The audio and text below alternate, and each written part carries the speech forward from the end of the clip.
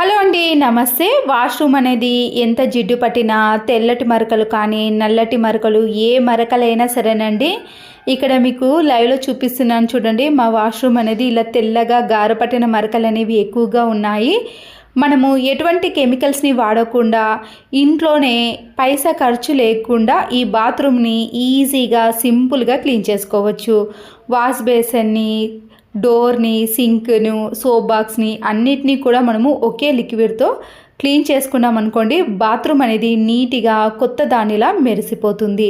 ప్రతి మూల కూడా మళ్ళీ ఎప్పటి మాదిరిగా కనిపిస్తుందండి. ఈ మరకలు అనేవి అస్సలకే కనిపించవు. వెస్టర్న్ కానీ ఇండియన్ కానీ ఎలాంటి టాయిలెట్ అయినా సరేనండి, గారపట్టిన మరకలు అనేవి ఇట్టే తొలగిపోతాయి.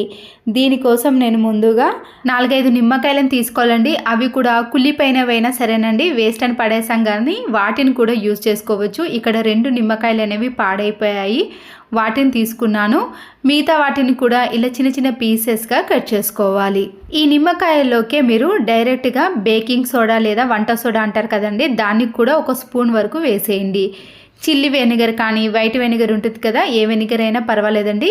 ఈ నిమ్మకాయల పైన కొద్దిగా వేసేయండి. ఇలా అయినా వేసుకోవచ్చు, లేదా హాట్ వాటర్లో కూడా వీటన్నిటిని కలిపేసేయండి.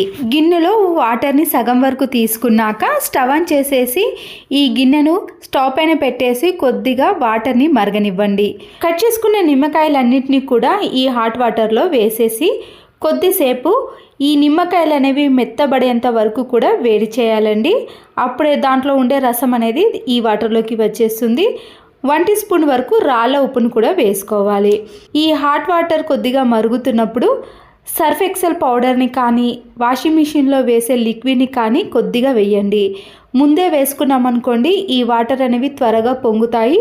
తర్వాత స్టవ్ని కూడా క్లీన్ చేయాల్సిన పని ఏర్పడుతుంది కదా, లాస్ట్లోనే మనము పౌడర్ని కానీ లిక్విడ్ని కానీ వేసుకోవాలి. మీడియం ఫ్లేమ్లో పెట్టి వీటన్నిటిని కలిపినప్పుడు 2-3 పొంగులు వచ్చేంత వరకు కూడా వేడి చేయాలి. తర్వాతనే మనము స్టవ్ కూడా ఆఫ్ చేసుకోండి. ఇలా చేయటం వల్లనే నిమ్మకాయలో ఉండే రసం అంతా కూడా ఈజీగా వచ్చేస్తుందండి. మనం క్లీన్ చేయడం కూడా చాలా సులభం అవుతుంది. చూసారు కదండి. తర్వాతనే మనం స్టవ్ను ఆఫ్ చేసుకున్నాక కొద్దిగా చల్లారిన తర్వాత టీ వడపోసే జాలి ద్వారా బకెట్లోకి సపరేట్ చేసుకోండి. వీటిలో ఉండే నిమ్మకాయలను అలాగే ఉంచేసి కొన్ని చల్లని వాటర్ని వేసి ఆ నిమ్మకాయలో ఉండే రసానంతా తీసామనుకోండి, మరికొద్దిగా లిక్విడ్ అనేది వస్తుంది. ఇలా కాకుండా చిన్న చిన్నగా నిమ్మకాయలను కట్ చేసి మిక్సీ కూడా పట్టుకోవచ్చండి. అప్పుడు పేస్ట్ వస్తుంది కదా, దాన్ని డైరెక్ట్గా వాటర్లో కలిపి లేదా ఇలా టీ జాలి ద్వారా సపరేట్ చేసి వాష్రూమ్లో చల్లినా కూడా మరకలు అనేవి ఈజీగానే తొలగిపోతాయి. వేడిగా ఉన్నప్పుడే ఈ వాటర్ని వాష్రూమ్లో మొత్తం కూడా చల్లాలి.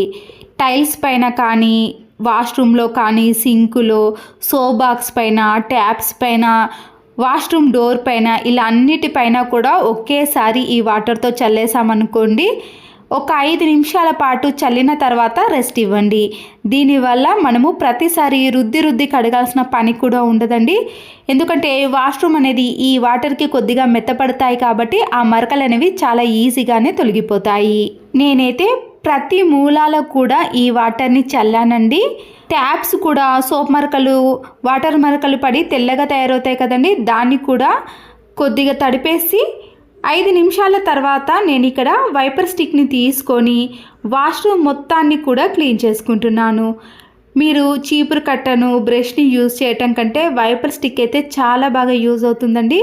అంతేకాకుండా క్లీన్ చేయడం కూడా చాలా సులభం అవుతుంది. నాకైతే ఎక్కువగా శ్రమ అని కూడా అనిపించదు. ఎన్ని బాత్రూమ్లు ఉన్నా సరేనండి, ఈ ఒక్క వైపర్ స్టిక్తో ఈజీగానే క్లీన్ చేసుకోవచ్చు. ఏజ్ ఎక్కువగా ఉన్నవాళ్ళు క్లీన్ చేసుకునేటప్పుడు బ్యాక్ పెయిన్ లాంటివి వస్తాయి కదండి, అలాంటి వారికి అయితే ఇలా నిలబడే మనము వైపర్ స్టిక్తో ఈజీగా క్లీన్ చేసుకోవచ్చు. ప్రతి మూల కూడా నీట్గా క్లీన్ అవుతుందండి. చీపురు కంటే కూడా ఈ వైపర్ స్టిక్కే చాలా బాగా యూజ్ అవుతుంది.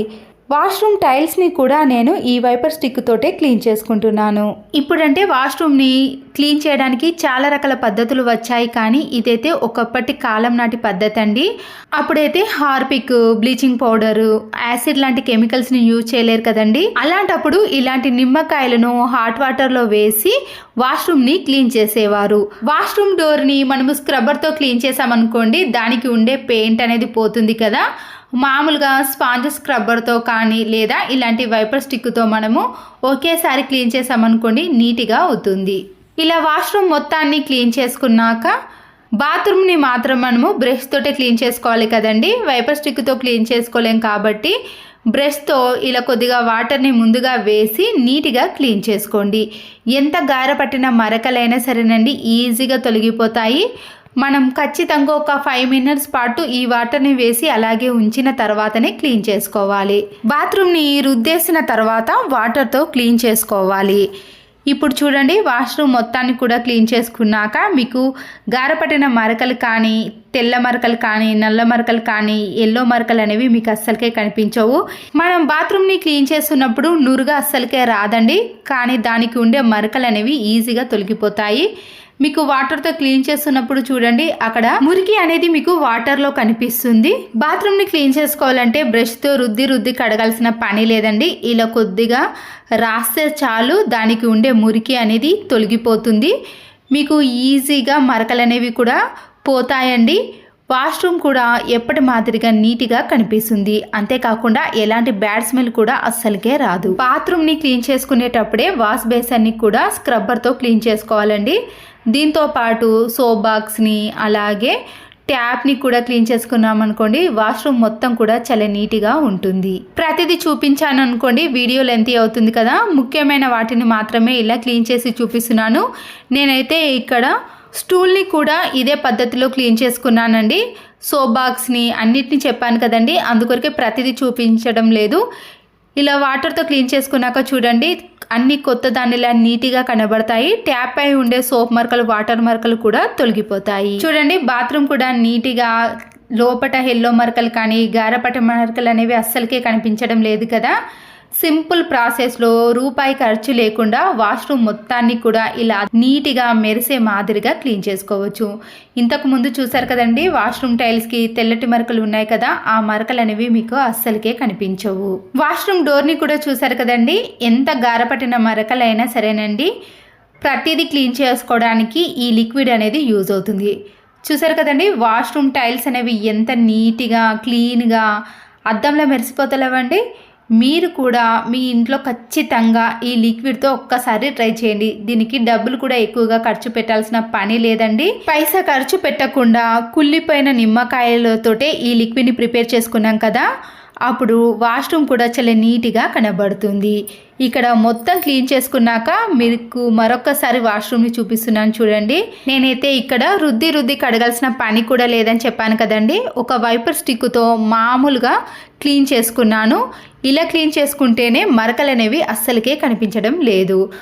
వాష్రూమ్ మొత్తాన్ని కూడా చూపించాను కదండి, మీకు ఎక్కడ కూడా ఒక్క మరక కూడా అస్సలకే కనిపించదు. ట్యాప్స్ కానీ సింక్ కానీ సోప్ బాక్స్ కానీ వాష్రూమ్ డోర్ కానీ ప్రతి మూల కూడా తలతల మెరిసిపోతుందండి. ఈ టిప్స్ నచ్చితే తప్పకుండా ఒక లైక్ చేసి మీ ఫ్రెండ్స్కి కానీ రిలేటివ్స్కి షేర్ చేయండి. మరో యూస్ఫుల్ వీడియోతో మళ్ళీ కలుద్దాం. Thanks for watching.